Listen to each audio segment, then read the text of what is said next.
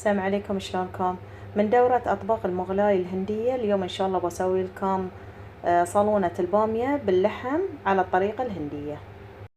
فببتدي الحين معاكم بالمقادير. نفس ما تشوفون المقادير وايد سهلة ومتوفرة في كل بيت. أحتاج تقريبا كيلو من لحم الغنم مع العظم، واحتاج إلى 3 حبات من الطماط و3 حبات من البصل. بستخدم اليوم البامية المثلجة اللي حجمها صغير، تقريبا من كوب إلى كوب ونص، بس إذا كان متوفر عندكم الطازج فضيفوه أفضل. بحتاج تقريبا كوبين من خلاصة الصبار أو التمر الهندي، أنا أنقعه في الماء وبعدين أشخله. وعندي هنا ربع كوب من الزيت، ربع كوب من الكزبرة الخضراء، تقريبا 4 حبات من الفلفل الأخضر الحار، أو حسب الرغبة ايش كثر تبون الطبق يكون حار ضيفوه. ملعقة طعام من معجون الثوم والينزبيل، نص ملعقة طعام من الملح، نص ملعقة طعام من الفلفل الأحمر الحار، ملعقة شاي من الكركم. هاي كل مقاديرنا.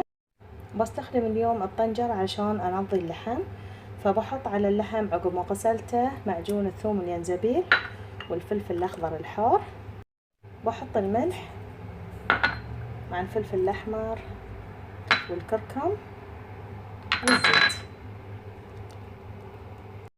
بضيف عليه الطماط مع البصل مع ربع كوب من الماء، ما بكثر من الماء. بخلط كل هالاشياء مع بعض وبس، وبغطيه وبرفع على النار وبخليه لمدة ربع ساعة. بخلي على النار تقريبا ربع ساعة، او لما اسمع من هني 3 أو 4 صفارات. هذا شكل اللحم عقب ربع ساعة.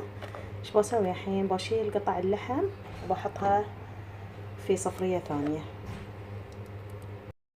بتأكد انه ما في قطع اللحم، بعدين باستخدام هاي الجهاز اطحن كل هالشغلات مع بعض.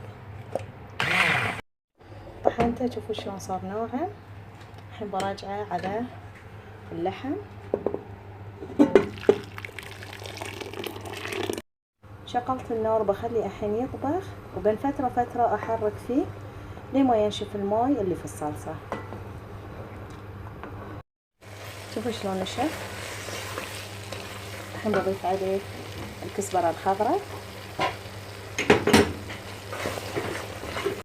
في المقادير انا ما ذكرت عن معجون الطماط، السبب لان ساعات اشتري طماط يكون لونه غامج فما يحتاج يضيفون معجون، وشي اختياري. اذا تبون لون الصالونة اغمج ضيفوا ملعقتين طعام من معجون الطماط، وهالشي يعتمد على لون الطماط، كل ما كان فاتح ضيفوا اكثر. فانا بحط ملعقتين طعام.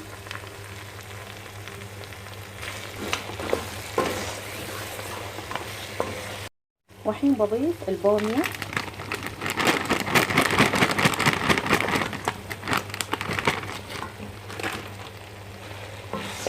بخلي البامية تقريبا 5 دقايق بس عشان تنكه بالصلصة، قبل لا اضيف خلاصة الصبار او التمر الهندي.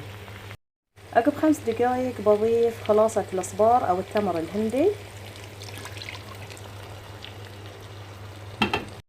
اخر شي بضيف الماء. عاد كمية الماء عليكم انتو، شوفوا ايش كثر تبون قوام الصالونة ضيفوا الماء على حسب الرغبة. بقصر على النار وبخليه يطبخ تقريبا نص ساعة الى ساعة الا ربع، او لما ينضع عندي اللحم. وهذه كانت طريقة صالونة البامية باللحم على الطريقة الهندية. شفتوها شلون سهلة، وان شاء الله تجربون ويعجبكم.